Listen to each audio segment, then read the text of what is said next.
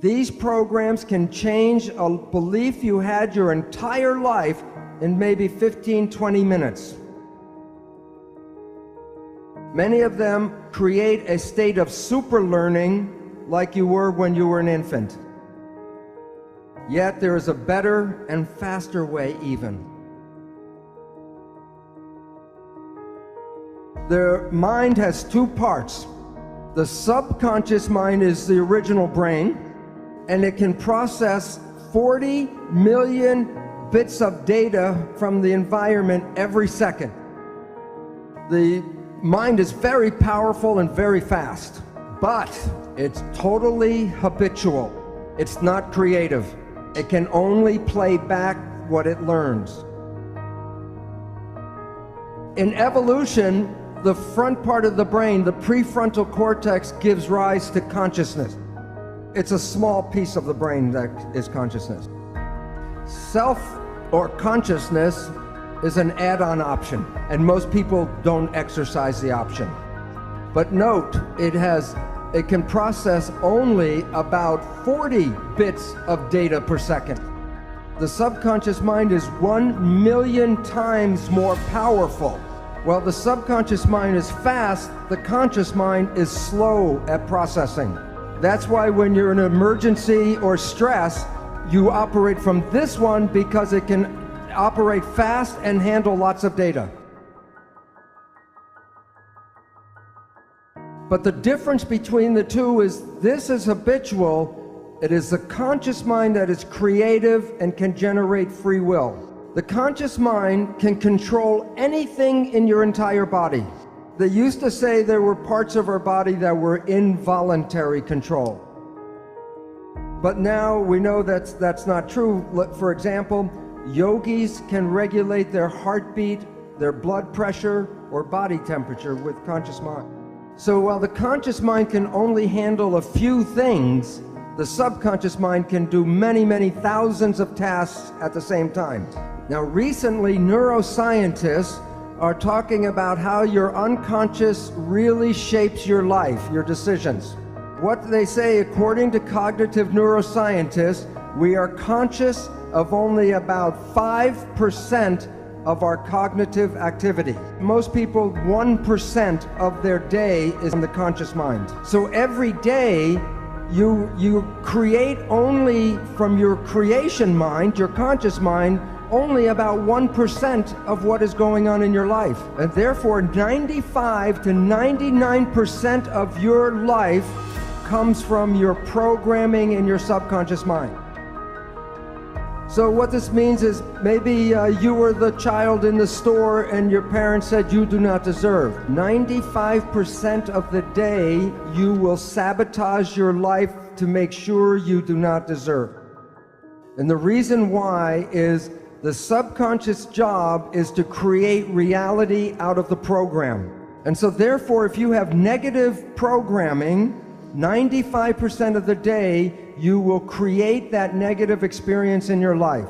Now here's the problem. The conscious mind and the subconscious mind work together. So whatever the conscious mind focuses on, it can control, but what it's not focusing on, the subconscious mind controls. So most of our day, we are thinking about the future or thinking about the past. That's with the conscious mind. So if the conscious mind's not paying attention to right now, then everything you're doing during the day is being run by the program that you got. But the problem is, because your mind is not, the conscious mind's not paying attention, then it does not see the program being played by the subconscious mind. So most of every day, you are not playing programs that you personally want, you're playing programs that you got from other people. But you didn't see those programs, so when your life doesn't work, you say the universe does not support me.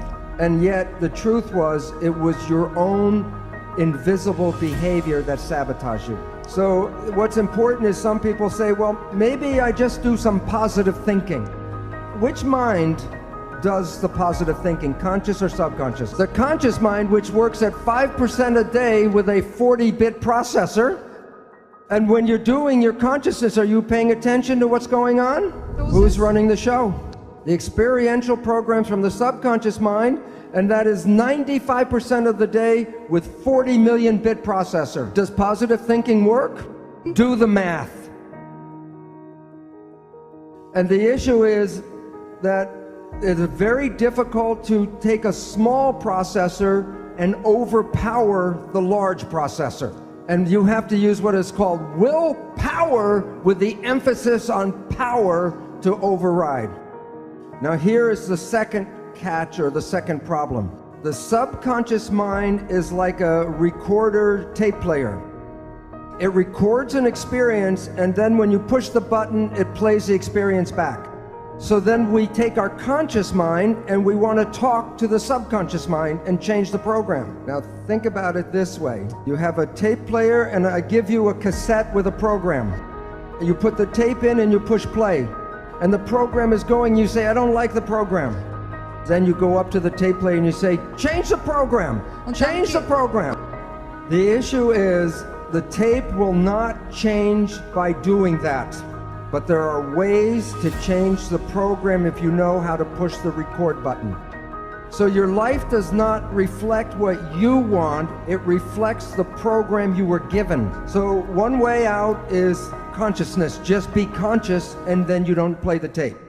A second way out, clinical hypnotherapy, because that puts you back in the same brain state that you were in the learning period. And then you can put a new program and rewrite the tape. Yet there is a better and faster way even. There's a group of new psychology modalities called energy psychology. There are many different versions. For example, holographic repatterning, body talk, EMDR, EFT. The one I am most familiar with is Psych-K, P-S-Y-C-H-K.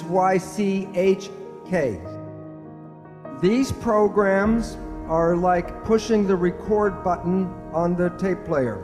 These programs can change a belief you had your entire life in maybe 15-20 minutes. Many of them, like Psych-K, create a state of super learning like you were when you were an infant. But I'm now going to show you how your thoughts go out and affect your life on the outside. EEG, you put wires on your skin and read the brain activity. MEG, the probe does not even touch the head. You can read your brain activity outside of your head. It's not magic. When a nerve carries a signal, it's like an electric wire. It has an electrical component, and so the electric component can be picked up by electrodes on the skin. But when a wire is carrying a current, it also has a magnetic field around it. The magnetic field passes through the skin. Your thoughts are not contained in your head. The people that you get connected to, you are entangled with. And many people are familiar, if you think about someone or talk about someone you haven't seen for years, and I say, oh, I haven't seen my friend John in 10 years, and the phone rings and it's John. It's like the placebo nocebo. When you think very positive thoughts of someone, they make an effort to get in touch with you. But it works both ways. If you have a negative thought about somebody, wherever they are, they will create negative talk about you. So it's very important to recognize your thoughts and your judgments are not just connected to you, they're connected to the people you talk about. You are exciting and activating those things in the world that are connected to your thoughts. When a mugger is trying to pick out which person he's going to attack, of the different people walking down the street, which one do you think gets attacked? The one who is most afraid. Because the one who's most afraid will resonate, and that means that the mugger doesn't have to do anything, go boo, and everyone will give him everything.